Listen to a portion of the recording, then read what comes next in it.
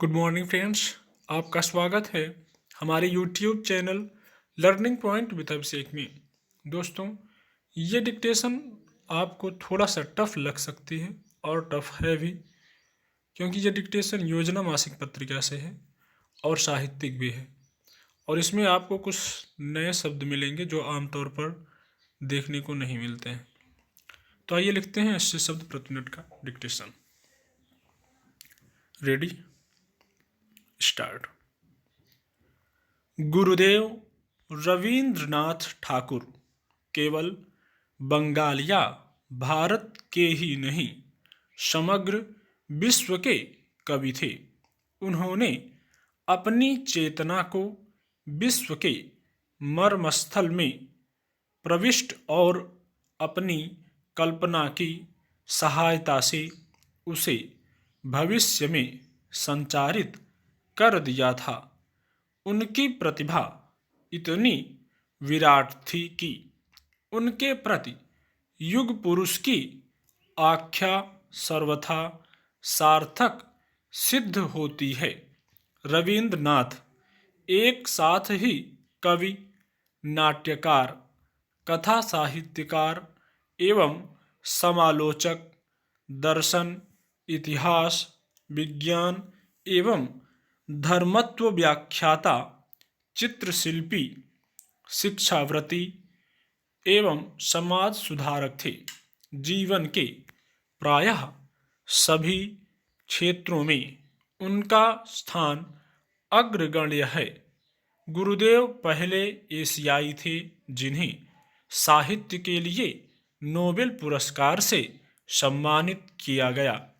अपने साहित्य में उन्होंने स्वदेश की दुख, वेदना, कल्पना, कामना, ध्यान धारणा को सार्थक रूप में भाषा प्रदान की है।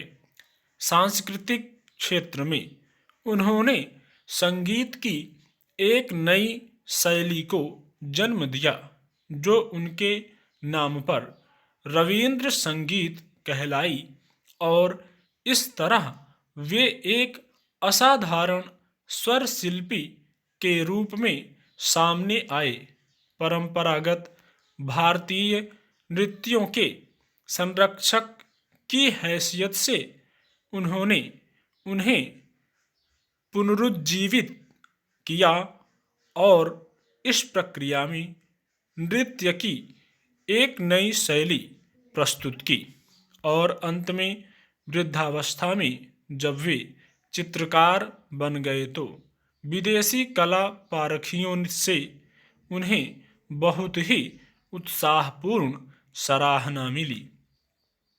रवींद्रनाथ ठाकुर का जन्म 7 मई 1861 को कोलकाता के जोड़ा सारका की ठाकुरवाड़ी में द्वारकानाथ ठाकुर लेन स्थित उनके पैतृक वासभवन में हुआ था।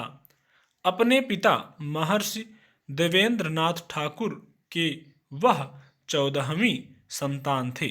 उनके पितामह का नाम द्वारकानाथ ठाकुर था, जिनके नाम से कोलकाता की उस गली का नामकरण हुआ।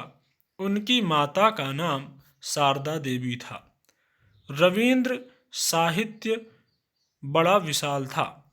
उसमें व्यक्ति के चरित्र गठन, समाज संगठन, स्वदेश प्रेम, आनंद लाभ एवं कर्म प्रेरणा के विचित्र उपादान संचित हैं।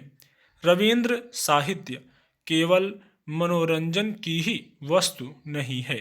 उसमें केवल व्यक्ति मन के गठन के उपादान ही नहीं, बल्कि समष्टि मन के गठन के उपादान भी पर्याप्त हैं।